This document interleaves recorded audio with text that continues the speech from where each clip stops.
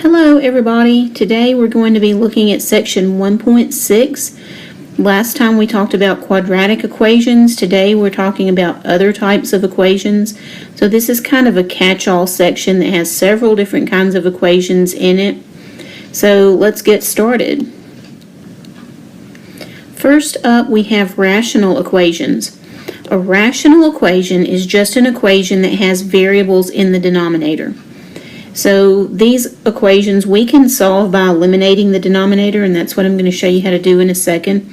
But these are a little different from linear or quadratic equations in that we have to make sure that any solutions we get don't cause the denominator to equal 0. Any number that causes the denominator to equal 0 is called a restriction. And these cannot be included as part of the solution because they don't make the equation true and therefore they won't check properly. So we'll have to be careful and be on the lookout for any number that would cause the denominator of our equation to equal 0. So now in this first example, we're not ready to solve equations yet. All we're doing here is trying to see if we can figure out what values cannot possibly be solutions. We don't want to solve these. We're just finding out what numbers would be restrictions. In other words, what numbers would not be allowed as solutions. So take this first denominator. We want to know what value of x would cause this denominator to equal 0. So we write 2x plus 3 equals 0, and we just solve it like the little baby linear equation that it is. And we get x equals negative 3/2. Okay, so if we were to solve this equation and negative 3/2 were the solution, then we would have to throw it out. Negative 3/2 is not allowed to be a solution of this equation. And also x minus 6 cannot equal 0, therefore x cannot equal 6. So neither one of these values is going to be allowed to be a solution.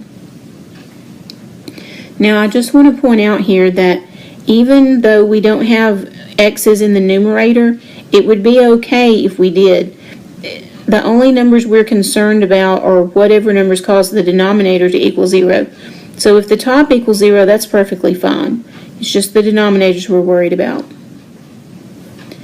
And let's look at this second example. We have 1 over 4x minus 2 over x equals 3. So we do not want to allow any x values that would cause these denominators to equal 0. So what x value would cause 4x to equal 0? Well, we divide both sides by 4. And we find out x is equal to 0, and so we could not let 0 be a solution. And this denominator just has x in the denominator, so x cannot equal 0 there either. Now that's just one restriction, but it just occurred twice. A lot of times people will look at one like this and they'll say, well, x can't be negative 4. But you think about it, 4 times negative 4 is not 0. So it's not a problem actually if x is negative 4 here. We can't let this expression equal 0. So we can't let x equal 0. Now sometimes you'll have like a trinomial or something. You'll need to factor that trinomial in order to see what factors it has so you'll know what numbers are restrictions. So the first thing I would do here is factor. And first times first is going to be x squared. The signs need to be different, and last times last needs to be 2. Outer plus inner needs to add up to negative 1x. So I'm arranging it like this, and look, these two factors are just repeats of the ones we already had. So that's good. That means that these two factors don't add any other restrictions that we wouldn't have already had. Okay, so we can't let x minus 2 equal 0. Therefore, we can't let x equal 2. And we can't let x plus 1 equal 0, therefore we can't let x equal negative 1. So 2 and negative 1 cannot be solutions here. Okay, now to solve a rational equation, this is the game plan. We're going to find the least common denominator, LCD, and then we're going to multiply each term by the LCD so that the denominators cancel out, and then we'll solve the resulting equation. The equation we get might be linear or it might be quadratic, so we'll have to be ready to do either one. And remember that when you're finished solving, any number that causes the denominator to equal 0 is not a valid solution, so those will have to be thrown out. If you have to throw out all your solutions, then you just have an equation with no solution. So now let me go through with you quickly how to find a common denominator. You may already remember this from your previous work with rational expressions, but if not, here are the steps for finding a common denominator. First, you need to factor all the denominators. A common denominator is made out of factors, so you need to see all the factors. And what you do is you put down all the factors that are in the first denominator, and then you go through and put down any factors from the other denominators that you don't already have. You should be able to see each denominator in the common denominator, and I'll show you an example of that in a minute when we get started. Here is our first example of a rational equation that we're going to look at together. We have 3x minus 1 over 3 minus 2x over x minus 1 equals x. And so this is rational because we have a variable in the denominator. We'll need to solve it by multiplying both sides by the common denominator. So first, to build a common denominator, make sure both denominators are factored.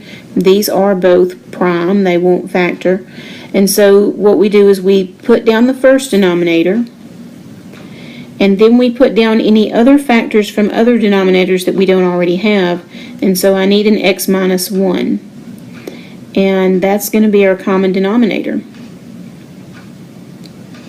So here I've just copied my problem over to make room for multiplying by the common denominator. So now I'm going to multiply each term by the common denominator, like so. And now don't think about distributing, but think about canceling. So in this first term, the 3's cancel. In this second term, the x minus 1's cancel. And over here on the right, nothing cancels because there's no denominator. And let's see where we are. So I've got 3x minus 1 times x minus 1 minus 2x times 3 equals 3x times x minus 1. Look at this, and it appears to be a FOIL operation. So we'll need to multiply those together using FOIL. That's going to be first times first is 3x squared. Outer times outer is minus 3x. Inner times inner is minus x. And last times last is plus 1.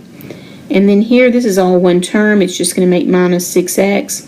And on the right, let's distribute that 3x. We'll have 3x squared minus 3x. Okay.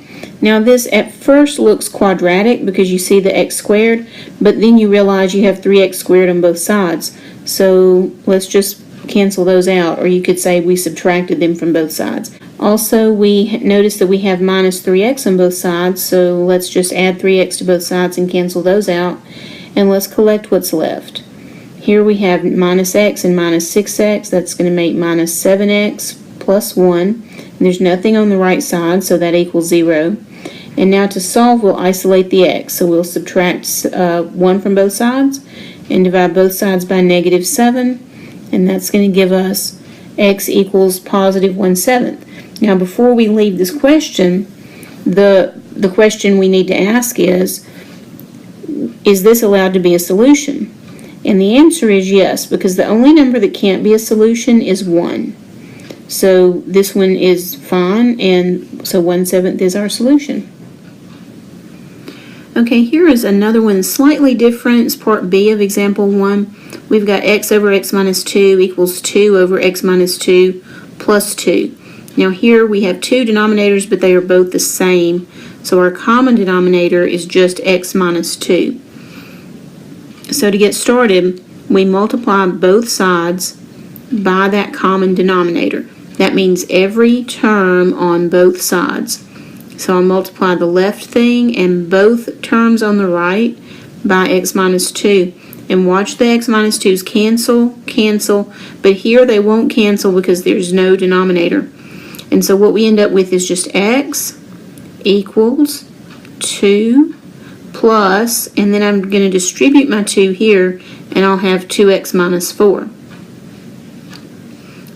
Alright, now we combine like terms on the right. The 2 and the minus 4 together make minus 2. And now let's bring our 2x to the left side, so we have x minus 2 equals negative 2, and we'll go ahead and combine terms here. So x minus 2x is negative x, and that equals negative 2. And now divide both sides by negative 1, and you have x equals positive 2. Or you could say you're dividing both sides by negative 1, but really what I say in my head is if I change the signs on the left, I also have to change the signs on the right. So x equals 2. But now remember that we can't allow any solutions that cause our denominator to equal 0. And in this case, 2 would cause the denominator to equal 0. So 2 is what they call a restriction. Therefore, 2 is not allowed to be a solution. And therefore, we have no solution here. The solution is the empty set because our only possible solution is not allowed. Now here is a problem that's similar to part A of example 1, and so I hope you'll pause the video and try this on your own before we go ahead together. And assuming you've done that, now let's go through this together.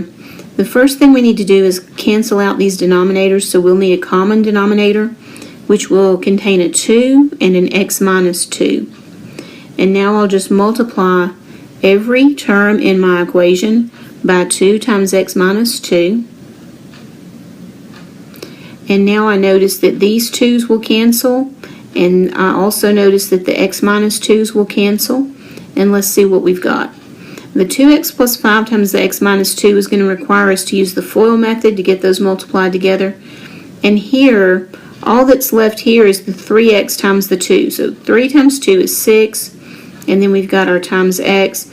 And on the right side, I'm going to go ahead and multiply the 2 and the x together, and then we'll have to distribute that into the x minus 2. Okay, now back to the left side. FOIL method, first times first is 2x squared. Outer times outer is going to be minus 4x.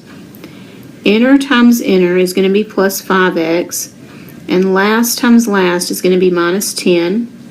And then we've got our minus 6x still. And here we'll distribute this 2x, so 2x times x is 2x squared, and 2x times minus 2 is minus 4x. Okay, now we want to combine like terms. So I notice that I have 2x squared on both sides. If we subtract 2x squared from both sides, they'll cancel out. If we add 4x to both sides, those 4x's will cancel out. And now let's see what's left. We've got positive 5x and minus 6x, so that's going to make minus 1x. Minus 10 equals 0. There's nothing over here. So now we'll just add x to both sides, and that gives us x equals negative 10. Now, if you were thinking, let's add 10 to both sides, that's not wrong, but it just leaves you with a minus x, so you'd need one more step. So I just went ahead and eliminated that last step by adding x to both sides. So we think our solution is negative 10, but we always need to remember on rational equations, you got to look back at the original equation and see if that number is allowed to be a solution. Here, the only restriction we have is 2. 2 would cause this denominator to equal 0, so 2 is not allowed, but negative 10 is fine, so we can go ahead and write that our solution is negative 10. Alright, now we have x over x minus 3 equals 3 over x minus 3 plus 3. This is one you can try on your own, so I hope you'll pause the video and do that. And now if you've had a chance to do that, let's go through this one together. Our common denominator would be x minus 3, so I'll multiply each piece by x minus 3. And then we'll have x minus 3's cancel here and here. And that's going to give us x equals 3 plus 3 times x minus 3. We'll need to distribute the 3 and collect the like terms. So 3 minus 9 is going to give us negative 6. And now I'm going to subtract 3x from both sides. So if you do minus 3x on both sides, you'll get negative 2x equals negative 6. Divide both sides by negative 2, and you find x equals 3. But before you write it in curly braces, you look back at your original equation and you realize that 3 is not allowed to be a solution because 3 is a restriction. So we have no solution here. Now here is example 2, and we're going to use the same method of solving here, but this time when we eliminate the denominators, we'll see that we get a quadratic equation. No big deal, we know how to solve quadratics, so we can totally do this. Okay, so first I see that our problem has a denominator that needs to be factored. We got to do that first because we can't build our common denominator until that's done. So I see that this has a GCF of x, so I just factored out the x, and that left me with x times x minus 2. Now when we build the common denominator, I'll need an x, and I'll also need an x minus 2, and I already have the x and the x minus 2 from here, so no need to repeat them. So remember I told you that you should be able to see every denominator in the common denominator? When I look at the common denominator here, can I see x minus 2? And the answer is yes. Can I see x? And the answer is yes. Can I see this whole thing? And the answer is yes, both pieces are there. So you have to be able to build any one denominator out of the pieces that are in your common denominator. That's what it means. Okay, so now we're going to multiply each thing by our common denominator. And let's cancel out what we can. On the first one, we'll cancel x minus 2's. On the next one, we'll cancel x's. And on the last one, we can cancel both parts. Lucky us. Okay, so now here, let's go ahead and distribute this x. So 3x times x is 3x squared, and 2 times x is 2x. And then we have a plus 1 times x minus 2. So I just went ahead and distributed the 1. There's really no reason to write the parentheses there. And on the right side, all that's left, not canceled, is the negative 2. Okay, now collect your like terms on the left side. We've got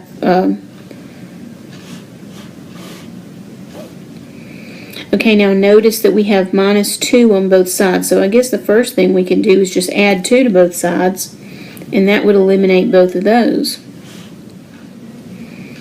Now we can combine our x terms here, so that's going to give us 3x squared plus 3x equals 0. And this is quadratic, so to solve it we'll need to factor, and it's not a trinomial, so I'm not going to be reversing the FOIL process, but all I need to do to factor this is factor out the GCF. 3x is our GCF, and that would leave x plus 1 in parentheses, because think about it, if I distribute the 3x, it'll go back and look like this again. So this is our factoring, and now we solve. If 3x equals 0, then x is going to have to be 0. If x plus 1 equals 0, then x is going to have to be negative 1. So now the question is, before we decide that these are solutions, is either one of them a restriction? So look back over here. Would it cause any of our denominators to equal 0 if we let x equal 0? And the answer is yes, it would. If x is 0, we have a problem here and also here. And the other question is, would it cause a problem if x is negative 1? And the answer is no, that's not a problem, because if x is negative 1, none of these denominators will be 0. So we can't let x equal 0, but we can let x equal negative 1, and that is our solution. Here we have part B of example 2. I notice first that we have a difference of squares in the denominator, so that's going to need to be factored before we build our common denominator. I'm going to go ahead and spread out our problem, and then our common denominator, it needs to contain an x minus 1, which I've got here, and an x plus 1, which I've got here. And then if I had any other factors over here that weren't already included, I would put them in, but we've already got both of these factors. So here is our common denominator, and we'll just multiply every term by that common denominator. And now let's cancel out whatever we can. We can cancel out the x minus 1's and the x plus 1's, and here we can cancel out both. And that's going to leave us with negative 4x times x plus 1 plus 4 times x minus 1 equals negative 8. Okay, now we will distribute here. Let's distribute negative 4x. We get negative 4x squared minus 4x, and let's distribute the 4. We get plus 4x minus 4 equals negative 8. Okay, over on the left side we have terms to combine. The negative 4x and the positive 4x together will add up to 0, and that's going to leave us with negative 4x minus 4 equals negative 8. Okay, now, because this is quadratic, I know I'm going to need all my terms on one side, so I'm going to add 8 to both sides, and that's going to give us negative 4x squared plus 4. You see, negative 4 and plus 8 will add up to plus 4 equals 0. Now, this is quadratic. We could factor out a GCF, but you may be a little uncomfortable with the leading term having a negative coefficient. It does make it a little more ticky if you have to factor out a negative. So let's just change all the signs. You can basically multiply both sides by negative 1, and that will allow you to change all the signs. So now I've got 4x squared minus 4 still equals 0. And now I can factor out a positive 4. And that gives me 4 times x squared minus 1 equals 0. And then my x squared minus 1 is a difference of squares, so I can factor out x minus 1 times x plus 1. And now I can see my two solutions are positive 1 and negative 1. But I need to check to see if either of those is a restriction, and it turns out both of them are restrictions, because I can't have 1 as a solution because of this denominator, and I can't have negative 1 as a solution because of this denominator. And therefore, since I've had to throw them both out, and there are no other possible solutions, so there's no solution here. As usual, here's one for you to try by yourself. So I hope you'll pause the video and try this one on your own. And now let's go through it together. So first, I noticed that it has denominators. Of course, it's a rational equation. So we're going to need to factor this denominator before we build our common denominator. While I do that, I'm going to go ahead and recopy the problem and leave room for the new factors that I'm going to multiply onto both sides. So now I've factored this x squared minus 2x as x times x minus 2. And now let's build our common denominator. So we need an x minus 2 and we need an x. And we already have both of these factors included in our LCD. So now let's multiply that x times x minus 2 onto both sides and cancel out what we can. So I know I can cancel out the x minus 2's. Here I can cancel out the x's.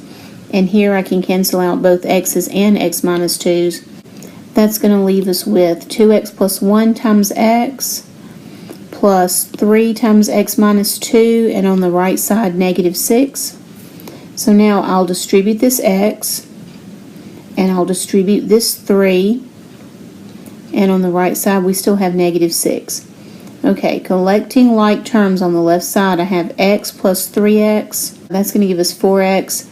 And then I'm going to add 6 to both sides, which is going to give us a 0 there. Okay, now we can factor out a GCF here. So 2 goes into both of these coefficients, and I have an x in both terms. So that's going to give us 2x times x plus 2 equals 0. And now if this times this is 0, one of our factors has to be 0. So if 2x is 0, we'll get a solution, and if x plus 2 is 0, we get a solution. If 2x is 0, then x is 0, and if x plus 2 is 0, then x is negative 2. So those are our two possible solutions. We look back over here and see if either of those would cause a problem, and it would cause a problem if x equals 0, so we're going to have to throw this solution out. But if x is negative 2, that's not a problem, so we keep that solution. X is negative 2. Here is another problem that you can work on your own. This one's going to be similar to example 2, part B. I hope you'll pause the video and try this one yourself. And now let's go through it together. I notice that I have a difference of squares on the right side, so I'm going to go ahead and factor out that difference of squares while I copy my problem over. And now I'm going to build my common denominator. I need an x minus 1, which I have here, an x plus 1, which I have here, and I already have both of these included, so I won't need to include them again. Now I'm going to multiply both sides by x minus 1 times x plus 1. Over here the x minus 1's will cancel, here the x plus 1's will cancel, and here both cancel. And that's going to give us on the left x times x plus 1, and then minus 1 times x minus 1, and on the right side just 2. Now be careful when you distribute your minus, because I've seen lots of people like distribute that 1 but forget that they actually need to be distributing minus 1. So here we go. X times x is x squared, x times 1 is x, negative 1 times x is minus x, and negative 1 times negative 1 is positive 1, and on the right side we have 2. Now combining like terms on the left, the x's will add up to 0, and that's going to give us x squared plus 1 equals 2. I'm going to bring the 2 over to the left side. So what I did here was really minus 2 on both sides. And that gave us x squared minus 1 equals 0, which is a difference of squares. So we'll factor that. If this times this is 0, one of these has to be 0. So either x minus 1 equals 0 or x plus 1 equals 0. If x minus 1 is 0, then x equals 1. And if x plus 1 is 0, then x equals negative 1. But both of those numbers would cause the denominator to equal 0. So I have no solution. Or you could say the solution is the empty set.